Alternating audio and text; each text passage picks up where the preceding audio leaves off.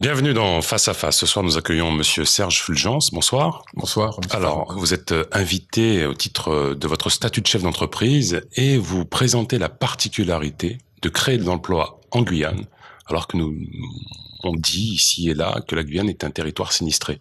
Expliquez-nous comment vous faites. Bon, j'aime bien déjà le terme chef d'entreprise plutôt que le terme homme d'affaires. Chef d'entreprise, donc pour être chef d'entreprise, il faut créer des activités. Créer des activités, il faut être un entrepreneur. Et je suis effectivement un entrepreneur. Vous avez combien de sociétés? J'ai 3 sociétés. J'ai 3 sociétés depuis une quinzaine d'années. Et là, vous avez créé 45 emplois en combien de temps? En 15 ans, depuis que je suis parti d'une ancienne vie, donc en tant que chargé d'affaires à la BNP. Et j'ai d'abord monté mon cabinet d'affaires. J'ai ensuite monté une grosse société que d'aucuns ont connu à l'époque, c'était Vive le Jardin. Ça n'a pas été, c'est plutôt mal. Parce que vous avez connu de l'échec aussi, hein. Ah, mais c'est très bien. Et j'ai connu des échecs et c'est effectivement la somme de mes compétences aujourd'hui. Donc, par rapport aux jeunes qui nous écoutent, les échecs font partie aussi de l'expérience. Mais vous acceptez, quand vous êtes chef d'entreprise, vous êtes sur un ring de boxe, vous acceptez, vous partez pour donner des coups, mais vous allez en recevoir, vous allez vous tomber, mais il faut se relever. Ça fait partie de l'ADN des chefs d'entreprise, bien sûr. Il faut que les jeunes le sachent, mais même en tant qu'employé aussi, hein. Donc, on a plusieurs vies en tant qu'employé. Plus ça va, plus on aura plusieurs vies. On ne fera pas toujours le même métier. Donc, il faut accepter effectivement des échecs, même à l'intérieur de même métier, mais aussi pouvoir changer de vie professionnelle. Aujourd'hui, est-ce que le contexte économique en Guyane, il est porteur pour quelqu'un qui souhaite s'y investir? En toute franchise. Est-ce que vous avez peur, vous, d'embaucher? Parce que ça suppose aussi une confiance. Est-ce que le climat il est favorable aux affaires ici en Guyane? Parce qu'on nous dit souvent que la Guyane, c'est un petit marché, il n'y a pas assez de personnes. Qu'est-ce que vous en pensez de tout ça? Alors moi, je pense que très sincèrement, il faut mettre tout ça à plat. Je crois que on raconte, c'est ce discours ambiant qui fait qu'on empêche de créer. C'est précisément ce phénomène de confiance qu'on est en train de gangréner au fur et à mesure des temps. C'est important la confiance pour les chefs d'entreprise. Mais c'est fondamental. C'est fondamental. Tout par la confiance en soi, la confiance dans le territoire, la confiance aux autres. Donc quand les politiques parlent de dette et de déficit, ils contribuent pas à améliorer le climat de confiance. Mais de dette, le déficit, quand on parle de budget, le budget, ça doit être une politique structurelle pour structurer, mais c'est pas un souci. Même la dette, c'est pas un souci. Ce sont des effets de levier. C'est qu'est-ce qu'on veut en faire, d'où on part, où on veut arriver. Il faut qu'on ait une ligne très très claire de ce qu'on veut faire. C'est la semaine de l'emploi, je crois. Mais il faudrait que ce soit la semaine de l'activité, la semaine du travail. Quand on parle d'emploi, je crois que on s'est rencontrés lors d'une dernière émission qui parlait un peu d'une manifestation autour de l'économie. Voilà.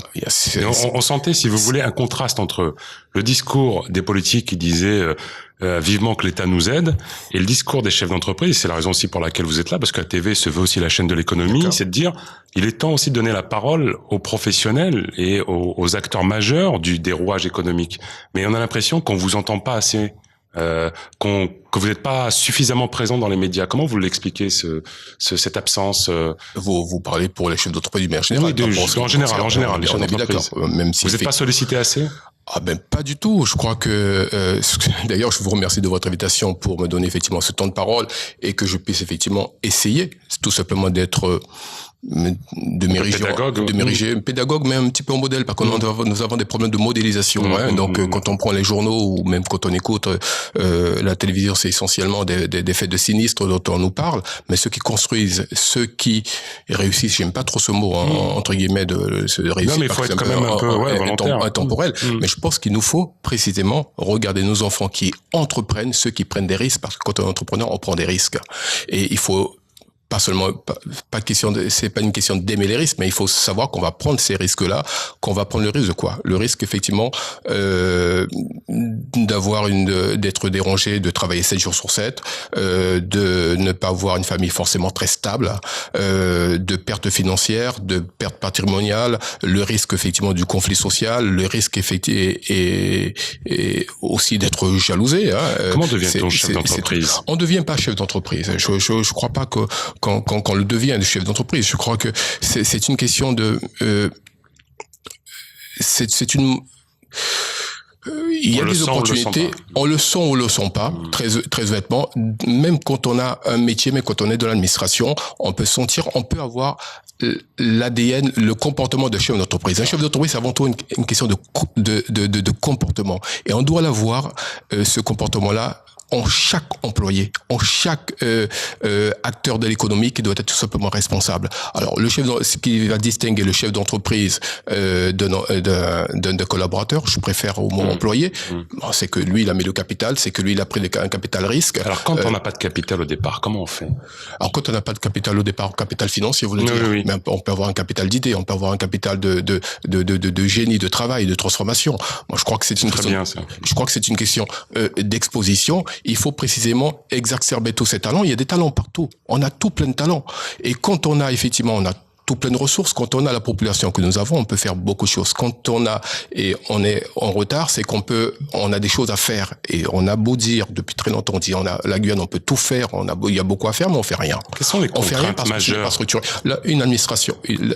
Alors, les contraintes majeures, M. Farouk, c'est d'abord la modélisation. Nous avons été pendant très longtemps, historiquement, administrés.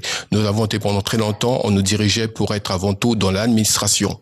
Ceux qui entreprenaient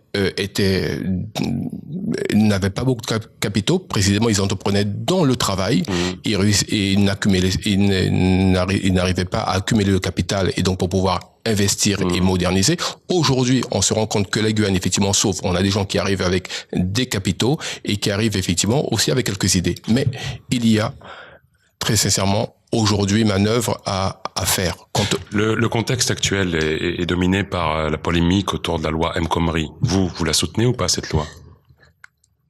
La loi El Khomri, concernant le travail, c'est la plus grosse connerie qu'on a eu à faire, c'est les 35 heures. 35 heures pour vous, c'était historiquement, c'est une connerie. Le travail ne se partage pas. Le travail se fabrique. On doit parler d'activité. Et ça m'érisse les poils quand j'entends parler, effectivement, en permanence d'emploi. Quand j'ai entendu parler de cette fameuse réunion, j'ai créé, je crois, une structure qui s'appelle la Crédeg, 1000 emplois. 1000 emplois, ça veut rien dire. Je peux avoir une entreprise qui peut faire 1000 emplois. Ce qui est important, c'est de créer des activités.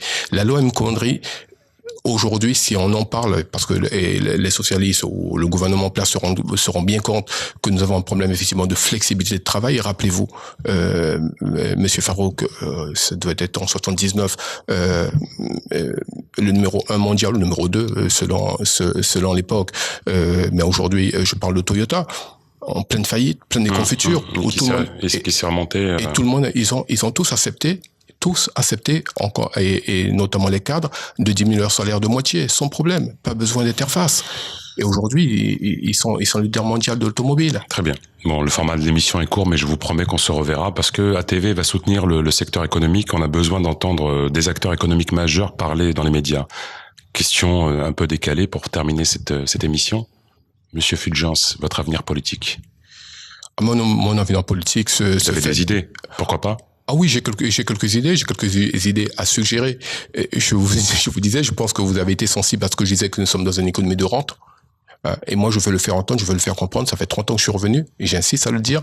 Nous sommes dans une économie de rente ici. Il y a énormément de choses à faire. Il faut simplement casser la rente. Merci beaucoup, Monsieur Fulgence, d'avoir participé à cette émission. Bonsoir les amis. Les programmes continuent sur ATV Guyane. Tchambé.